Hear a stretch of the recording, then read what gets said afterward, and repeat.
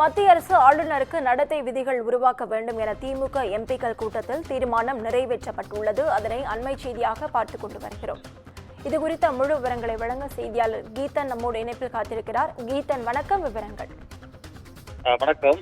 இன்று திமுக நாடாளுமன்ற, மாநிலங்களவை மற்றும் மக்களவை உறுப்பினர்கள் கூட்டம் கட்சியின் தலைவர் மு.க.ஸ்டாலின் தலைமையில் நடைபெற்றது. இந்த கூட்டத்தில் பொதுச் செயலாளர் துரைமுருகன் உள்ளிட்டோர் கலந்து கொண்டனர். வருகின்ற பிப்ரவரி 1ஆம் தேதி நடைபெறவுள்ள மத்திய அரசின் பட்ஜெட் கூட்டத்தொடர் தொடங்க உள்ள நிலையில் இந்த பட்ஜெட் கூட்டத்தொடரில் தமிழக திமுக உறுப்பினர்கள் எவ்வாறு செயல்பட வேண்டும் என்பது குறித்து பல்வேறு ஆலோசனைகள் வழங்கப்பட்டிருக்கின்றன.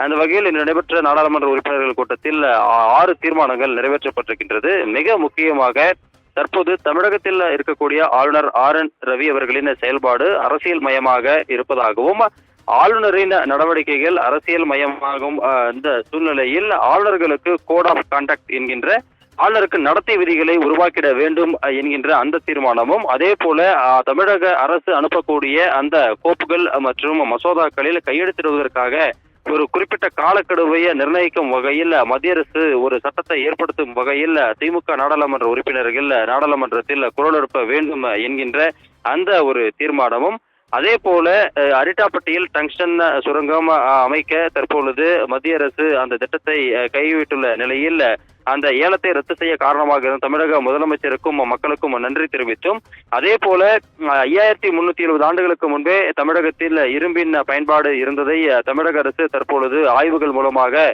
உறுதி செய்திருக்கக்கூடிய நிலையில் மத்திய அரசும் இந்த முன்னெடுப்பை எடுக்க வேண்டும் என்று இந்த நாடாளுமன்ற உறுப்பினர்கள் கூட்டத்தில் தீர்மானமாக நிறைவேற்றியிருக்கின்றார்கள். இதை தமிழகம் முன்னெடுத்துள்ள இந்த நடவடிக்கையை மத்திய அரசு பின்பற்ற வேண்டும் என்பதுதான் தீர்மானத்தினுடைய மிக முக்கியமான கருப்பொருளாகும்.